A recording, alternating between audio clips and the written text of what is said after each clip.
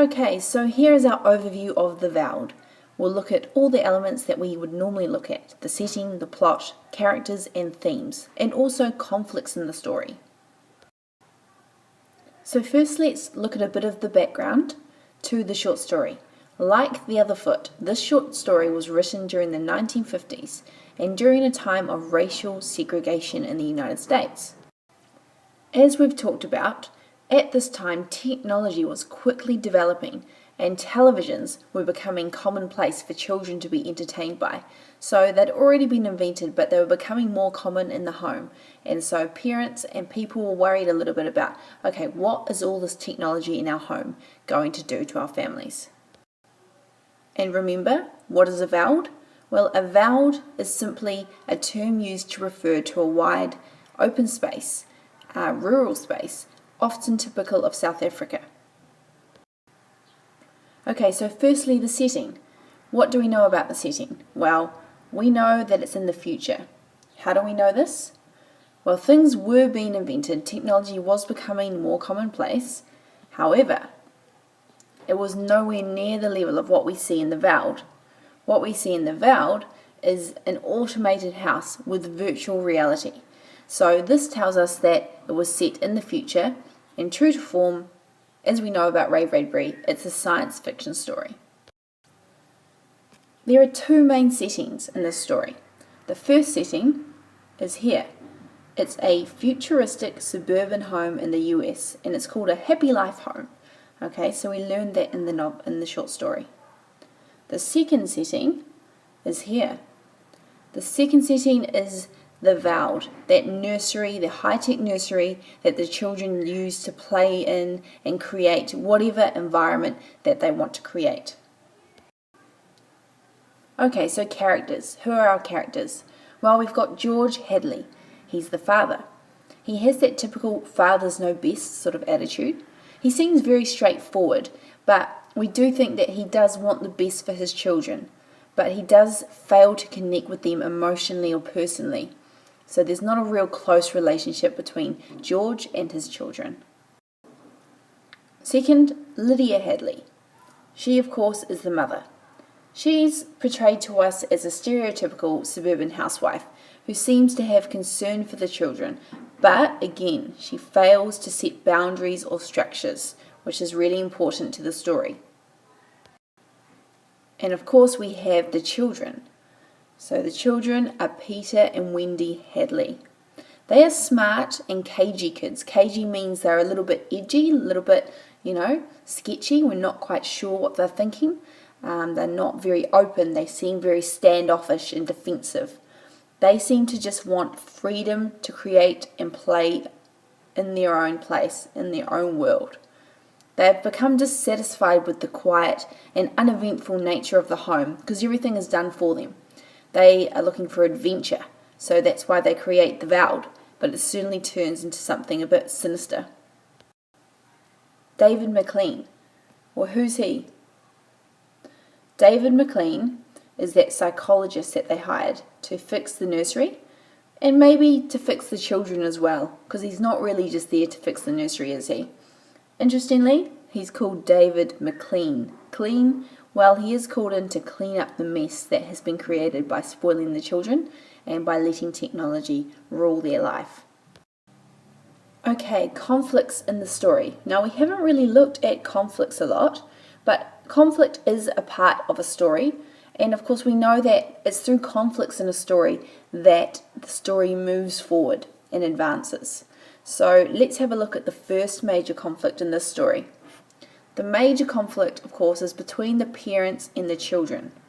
So it is in the parents' nature to protect their children, but they're trying to protect their children, set boundaries, and stop them from just being too spoiled, while the children are just trying to have adventure and they're trying to seek power through using the nursery however they want. So we see here a conflict between the parents and the children, and that causes the various things to unfold. But there's also another conflict in the story. This conflict is between humans and technology, that classic battle, and this is where we get that fear of technology coming through. How useful are humans in a technological world? Okay, so we see that the parents are starting to feel unnecessary and that they have little purpose because everything is done for them in the house. So there's this conflict between how much do we let technology control our lives and how much are we responsible for what happens in our house and for what happens to our children. Okay, so themes. Let's look at 3 main themes in the short story, The Veldt. Firstly, responsibility and relationships. Remember, this is part of answering our driving question for this project, which is how we can understand about human emotions, relationships, and responsibility through Ray Bradbury short stories. So a good way to explore this theme of responsibility and relationships is through the relationship between the parents and the children in The Veldt. Now, the relationship obviously is less than perfect. The parents are at odds with the children. The children are against the parents and actually start to plan revenge against the parents. How does it get to this point? What are the contributing factors? Should the parents take more responsibility for raising their children, for setting boundaries? These are some important questions to ask. Some other important questions, and I'd like you to ask yourself these and think on them. Ask, do I agree or do I disagree? Should parents control all of their children's choices? Is technology a threat to humanity? Is freedom over structure better for children? Technology makes people lazy and disconnected. Do you agree with that or not? You can argue either way, but in this story, we definitely learn and understand a little bit about, well, maybe we need a better balance. Maybe we can't just trust technology completely, but we can also use technology for good. So that's some of the questions and the things that we want to explore in relation to this theme. A second theme is illusion versus reality. Now, what's an illusion? Well, an illusion is something that might appear real, but it's not quite real. We think about illusion when we think about magic tricks and magicians, where they make us think that we see something, but actually we see something else. An illusion is like the virtual reality in the Veldt, in the nursery. It's not real, but it looks so real. And we hear that from George and from Lydia. They're worried because it seems so real and it creates real fear in them. So in the short story, George ultimately agrees to turn on the nursery one more time. And he puts himself and his wife in jeopardy because he believes that there is a definite distinction between illusion and reality. So George is convinced that this nursery is not real, it's an illusion, so it can't hurt us. Well, can it? Something that is an illusion can never become truly real. Well, that's what George believes, that the lions pose no real threat. They are only part of a machine that creates wonderful illusions. But what happens when an illusion starts to have an impact on reality? Does that make it more real? Does it mean that illusions can have the power to actually change reality? So this is one of the questions that is asked in this story. Do you believe that there is always a definite distinction between illusion and reality? Can you think of an example where an illusion in our world today may seem harmless, but that it actually has an effect on people's behavior? Think about things like video games. Think about things like movies. What other things do you think about that seem really real, but they're not real?